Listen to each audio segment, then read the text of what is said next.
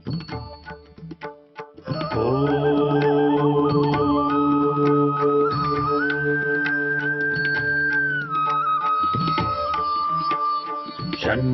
मित्रः शं वरुणः शन्नो भवत्वर्यमा शन्न इन्द्रो बृहस्पतिः शन्नो विष्णुरुक्रमः ॐ शान्ति शान्ति शान्तिः।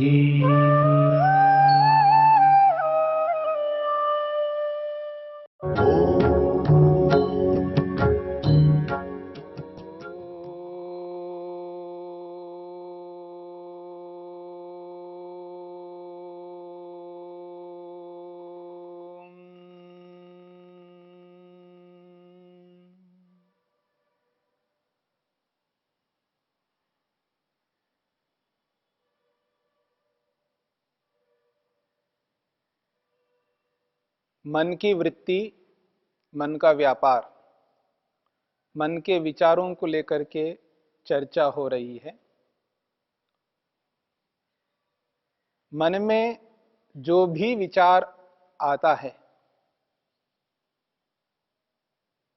किसी भी विचार को मन में उत्पन्न करते हैं, जिसे हम विचार कहते हैं, उसको योग की भाषा में वृत्ति कहते हैं। वृत्ति के पीछे कोई ना कोई कारण होता है। मन में जो वृत्ति चल रही है, मन में जो विचार उत्पन्न हो रहे हैं, उन विचारों के पीछे एक कोई ना कोई कारण होगा। महर्षि वेदव्यास कहते हैं, क्लेश हेतुकाः, वहां क्लेश कारण है। क्लेश के कारण से उस प्रकार की वृत्ति उत्पन्न हो रही है। क्लेश कहते हैं अविद्या को। विचार के पीछे अविद्या काम कर रही है, और अविद्या अनेक प्रकार की है। अविद्या अविद्या के रूप में है, अविद्या अस्मिता के रूप में है, अविद्या राग के रूप में है, अविद्या द्वेष के रूप में है, अविद्या अभिनिवेश के रूप में है।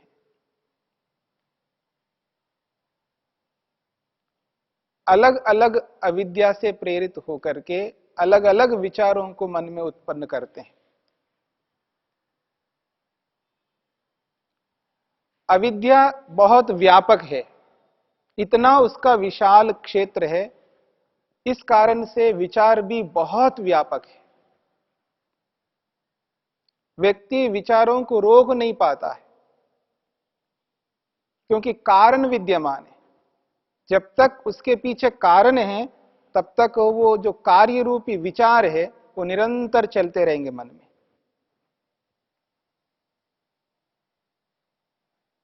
यदि विचारों को रोकना चाहते हैं, किसी कार्य को रोकना चाहते हैं, तो उसके कारण को पकड़ना होगा, कारण को रोकना होगा। क्योंकि कारण पूर्वक ही कार्य होता है, बिना कारण के कोई कार्य नहीं होता है। बिना मिट्टी के घड़ा नहीं आ सकता। यदि कपड़ा आ रहा है तो कपड़े के पीछे धागे होंगे,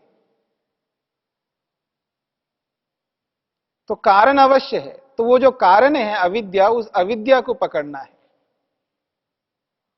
तो विचारों को भी पकड़ लेंगे। और जब विचार पकड़ में आ जाते हैं, उन विचारों को कैसे हम सुखदायी बना सकते हैं। यदि ऐसा नहीं करते हैं तो उन विचारों को हम दुखदायी बना देंगे। जब तक विचार क्लेश हेतुक होंगे, अविद्या मूलक होंगे, अविद्या से युक्त होंगे, वो सारे के सारे विचार हमको दुख उत्पन्न कराएंगे, दुख के कारण बनेंगे। इसलिए दुख के कारण बनने वाले उन विचारों को पकड़ना है, रोकना है, और उसके मूल में जो अविद्या है उस अविद्या को हटाना है, उस अविद्या को रोकना है। तो वृत्ति के पीछे अविद्या काम कर रही है, वृत्ति के पीछे ज्ञान काम कर रहा है, और वो ज्ञान अविद्या के रूप में है।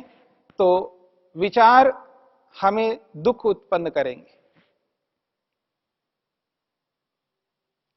विचार होने हैं, मन के अंदर विचार उत्पन्न करना है, पर उन विचारों को उत्पन्न करते हुए यदि उसका परिणाम सुख के रूप में आता है तो ऐसे विचारों को उत्पन्न करना अच्छा है। जिनको हम कहते हैं अच्छे विचार हैं, इनके आपके जो विचार है वो बहुत अच्छे हैं, क्योंकि उन विचारों से सुख उत्पन्न होगा। यदि उन विचारों से दुख उत्पन्न होगा तो ऐसे विचारों को रोकना होगा। तो महर्षि वेदव्यास कहते हैं क्लेश हेतु का, क्लेश कारण वाले हैं।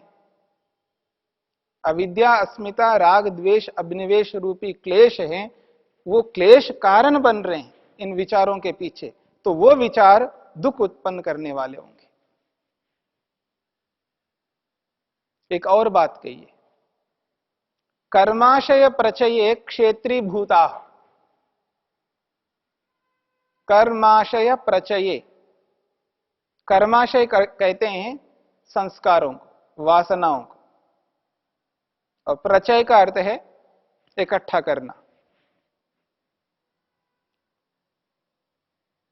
ये जो हमारे विचार है, ये विचार संस्कारों को उत्पन्न करते हैं, संस्कार बनाते हैं, वासनाओं को उत्पन्न करते हैं।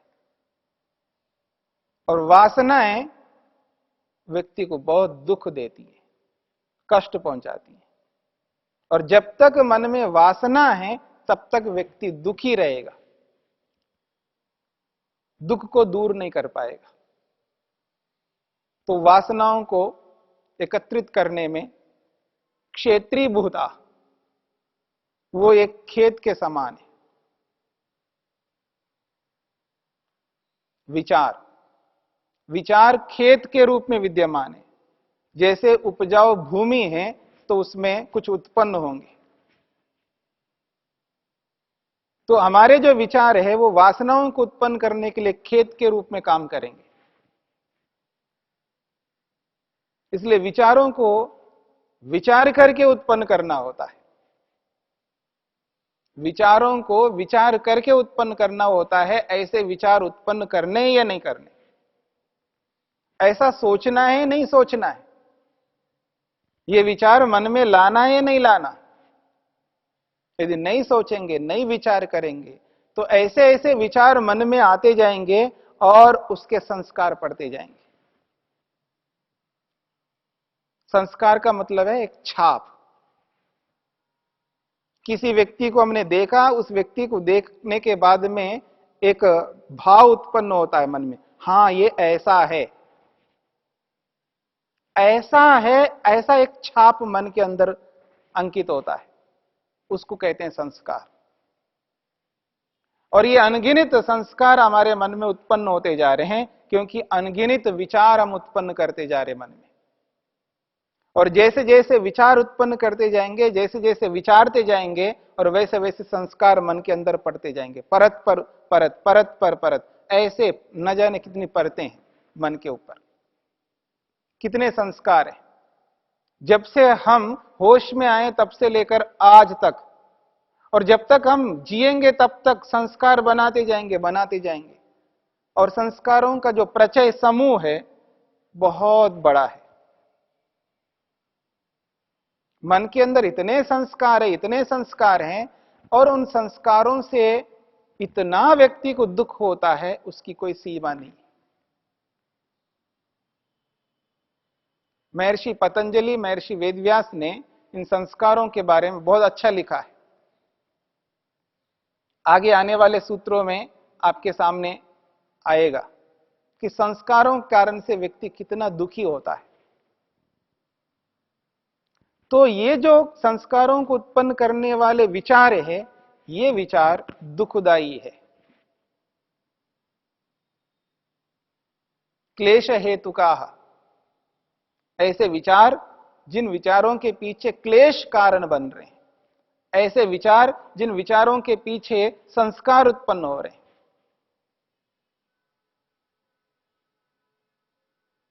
कोई कर्म करने के लिए प्रवृत्त होता है व्यक्ति, कोई भी कर्म, चाहे वो शारीरिक रूप से शरीर से होने वाला कर्म हो, चाहे वाचनिक रूप से वाणी से होने वाला कर्म हो।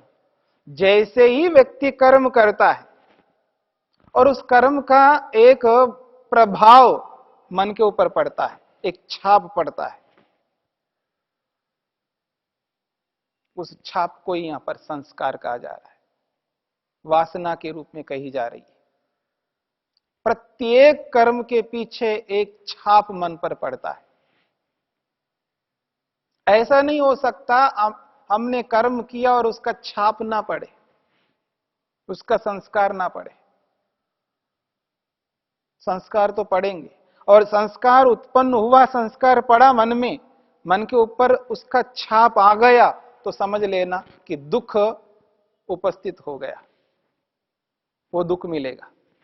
वो संस्कार आज नहीं तो कल, कल नहीं तो परसों, कभी ना कभी हमको दुख उत्पन्न करेगा, दुख देगा। आज हम बहुत सारे दुखों को भोग रहे हैं, उन बहुत सारे दुखों के पीछे बहुत सारे संस्कार कारण हैं, जिनके कारण से हमें दुख उत्पन्न हो रहा है। उनको रोकना है, तो क्लिष्ट वृत्तियों को रोकना है, दुख उत्पन्न करने वाले विचारों को रोकना है। आश्चर्य की बात है व्यक्ति कहता है ये विचार ठीक नहीं है, ऐसा विचार आना नहीं चाहिए, फिर भी वो ला रहा होता है। क्या करूं, ये तो विचार करना पड़ता है, ये तो विचारों को तो मैं ला रहा हूं तो लाना ही होगा, इनके बिना काम ही नहीं चलेगा, ऐसे तो विचार करना ही होगा। उन विचारों को गलत मानता हुआ, हानिकारक मानता हुआ भी वैसा ही विचार रहा व्यक्ति, वैसे विचार उत्पन्न करता जा रहा है।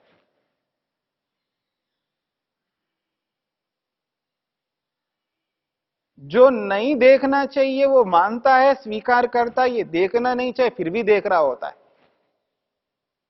नहीं सुनना मानता है और फिर सुन रहा होता है। नहीं खाना चाहिए बोलता है और खा रहा होता है। यानी आप प्रत्येक विषय के साथ आप अपने आप को जोड़ सकते हैं। जिनको हानिकारक मानता है, हानिकारक मानता हुआ भी फिर उसके साथ जुड़ता है। हानिकारक मानता हुआ भी उसको अपनाना चाहता है, और यह भी मानता है कि यह आवश्यक है, इतना तो मेरे को करना ही है। और ऐसा करता हुआ व्यक्ति बहुत दुखी होता रहता है, परेशान होता रहता है, और व्यक्ति व्यक्ति से व्यक्ति दुखी होता है, वस्तु वस्तु से दुखी होता है। यानी जिस जिस व्यक्ति से व्यक्ति जुड़ा हुआ है, जिस जिस मनुष्य से व्यक्ति जुड़ा हुआ है, उस मनुष्य से उसको दुख मिलना है। और मनुष्यतर जो जड़ पदार्थ हैं, जिन जड़ पदार्थों के साथ जुड़ा हुआ है, उनसे भी दुख प्राप्त करेगा। यानी प्रत्येक जड़ वस्तु हो, प्रत्येक चेतन वस्तु हो, जिस जिस से जुड़ा हुआ है, उससे उसको दुख प्राप्त होना ही है। क्योंकि उसके पीछे अविद्या काम कर रही होती, उसके पीछे वो संस्कार काम कर रहे होते हैं। तो उन संस्कारों से युक्त होकर के, उस अविद्या से युक्त होकर के व्यक्ति नए से नए कर्म करता जाता है, नए से नए कर्म करता जाता है। और जैसे जैसे कर्म करता जाता है, फिर वैसे वैसे संस्कार पड़ते हैं। फिर जैसे जैसे संस्कार पड़ते हैं, उन संस्कारों से प्रेरित होकर के फिर नए नए विचार उत्पन्न करता है। एक ओर से विचार उत्पन्न हो रहे हैं, उन विचारों के साथ में संस्कार पड़ रहे हैं, उन संस्कारों से फिर नए विचार उत्पन्न हो रहे हैं। ऐसे निरंतर ये श्रृंखला चलती रहेगी, अनवरत चलती रहेगी श्रृंखला, और व्यक्ति अनवरत दुखी हो रहा होता है। और इतना दुखी हो रहा होता है, उस दुख को एहसास नहीं कर पाता है।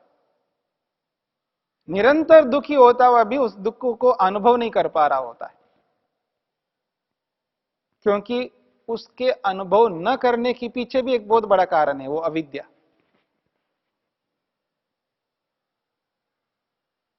जैसे सुअर है, मल में लथपथ है, मल के अंदर लथपथ है, लोटपोट है, उसी के अंदर विद्यमान है, लेकिन उसको यह एहसास नहीं है कि मैं मल के अंदर हूं, क्योंकि वो उसका काम है, उसी से उसका काम चलता है। ठीक इसी प्रकार हम उस दुख में विद्यमान होकर के उस दुख को उपभोग करते हुए भी हमको एहसास नहीं होता कि हम दुखी हो रहे हैं।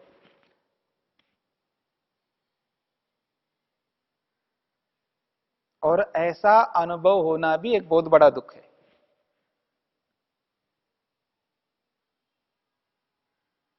हां, मोटे मोटे दुखों को तो हम एहसास कर लेते हैं।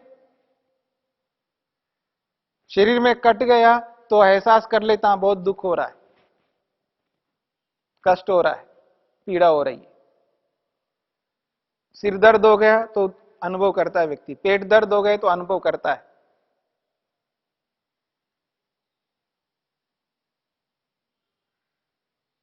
किसी ने कुछ बोला और ऐसा बोला, ऐसा वचन बोला, उसे व्यक्ति को बहुत दुख अनुभव हो रहा होता है। और कई बार ऐसा होता है, उसको बार बार ऐसा कहने पर भी दुख तो हो रहा होता है, लेकिन वो ऐसा अनुभव नहीं कर पाता है जिसको आप कहते हैं ना ढीठ हो गए ये व्यक्ति। और वो ढीठपना भी अलग अलग प्रकार का है, वहां भी अलग अलग प्रकार की अनुभूतियां होती है। दुखी होता हुआ भी व्यक्ति दुख को अनुभव नहीं कर पा रहा होता है, इसके पीछे भी अविद्या कारण है। तो अलग अलग प्रकार से व्यक्ति दुखी होता हुआ उस दुख को एहसास नहीं कर पा रहा होता है। क्लेश हेतु का, जिन विचारों के पीछे क्लेश कारण है, तो समझ लेना वो विचार, वो वृत्ति दुख देने वाली वृत्ति है। और संस्कार उत्पन्न हो रहे हैं जिन विचारों के कारण से, जो संस्कार बनते जा रहे हैं मन के अंदर, तो समझ लेना वो वृत्ति जो है दुखदाई है। और इसको बदलना है, इसको बदल करके उस वृत्ति को सुखदाई बनाना है। और ऐसे संस्कार भी उत्पन्न करने हैं जिन संस्कारों से सुख प्राप्त हो सके, और सुख ही प्राप्त हो सके, दुख नहीं। संस्कार से जहां हमको दुख मिल रहा है, उस संस्कार को बदलना होगा, उस संस्कार को बदल करके ऐसा संस्कार बनाना होगा जिस संस्कार से व्यक्ति को सुख मिले।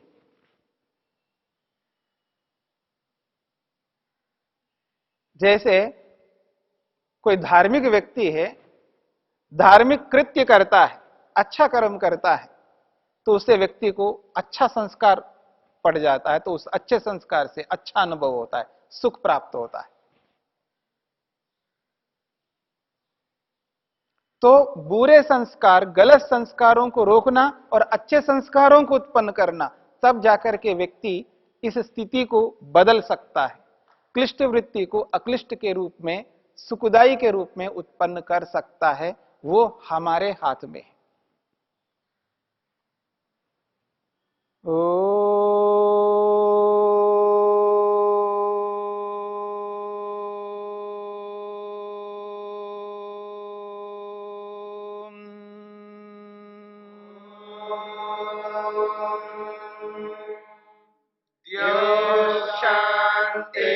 शांतिरंतरिक्षं शांति पृथिवी शांतिरापः शांतिरोषधयः शांतिः वनस्पतयः शांतिर्विश्वे देवा शांतिर्ब्रह्म शांति सर्वं शांति शांतिरेव शांति क्षमा